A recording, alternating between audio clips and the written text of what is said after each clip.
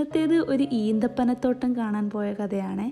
മദീനയിൽ എത്തിക്കഴിഞ്ഞാൽ ഒരു ഈന്തപ്പനത്തോട്ടമെങ്കിലും കാണണം എന്നുണ്ടായിരുന്നു. മദീന ഈത്തപ്പഴത്തിൻ്റെ കൃഷിക്ക് പേര് കേട്ട സ്ഥലമാണല്ലോ. എന്നാൽ പിന്നെ നമ്മുടെ മുത്ത് നബി സല്ലല്ലാഹു അലൈഹി വസല്ലമ ഈന്തപ്പഴം കൃഷി ചെയ്ത തോട്ടത്തിൽ പോയാലോ? ഇന്ന് നമ്മൾ എത്തി നിൽക്കുന്നത് ചരിത്ര പ്രസിദ്ധമായ സൽമാനുൽ ഫാരിസി റളിയല്ലാഹു അൻഹുവിൻ്റെ തോട്ടത്തിലാണ്. സൽമാനുൽ ഫാരിസി റളിയല്ലാഹു അൻഹുവിൻ്റെ മോചനത്തിനായി പ്രവാചകൻ വിയർപ്പൊഴുക്കിയ ഈ ബിഇറുൽ ഫഖീർ കിണറും ഈ തോട്ടവും ഇന്നും ആ സ്മരണകൾ വിളിച്ചോതുന്നു.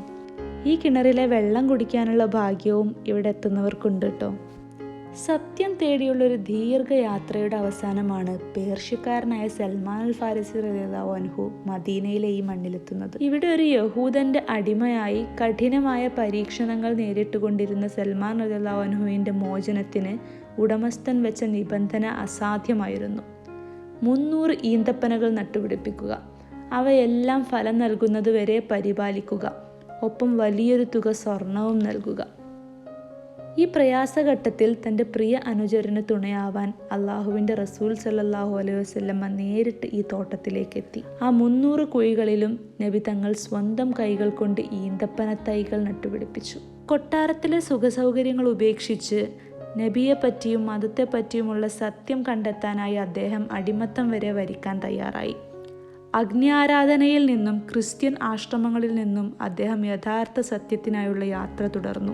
മദീനയിലെത്തിയ സൽമാനുൽ ഫാരിസി റളിയല്ലാഹു അൻഹു തൻ്റെ ഗുരുനാഥനായ ക്രിസ്ത്യൻ പുരോഹിതൻ പറഞ്ഞുകൊടുത്ത 3 അടയാളങ്ങൾ വെച്ചാണ് പ്രവാചകനെ തിരിച്ചറിഞ്ഞത്.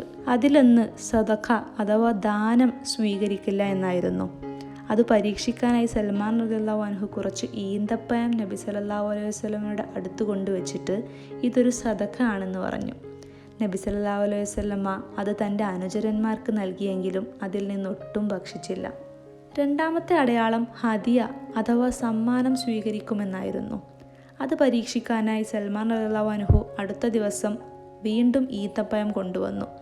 ഇത്തവണ ഇതൊരു ഹദിയ സമ്മാനം ആണെന്ന് പറഞ്ഞു.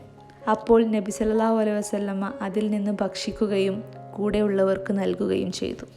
ക്രിസ്ത്യൻ പുരോഹിതൻ പറഞ്ഞു കൊടുത്ത 3ാമത്തെ അടയാളം ഒരു മുദ്രയായിരുന്നു. പ്രവാചകൻ്റെ 2 ചുമലുകൾക്കിടയിൽ പ്രവാചകത്വത്തിൻ്റെ ഒരു പ്രത്യേക മുദ്ര ഉണ്ടായിരിക്കുമെന്നായിരുന്നു അത്. പിന്നീട് ഒരു ജനാസ ചടങ്ങിൽ വെച്ച് സൽമാൻ റളിയല്ലാഹു അൻഹു നബിയുടെ ചുമലുകൾക്കിടയിലുള്ള മുദ്ര കാണാൻ ശ്രമിച്ചു.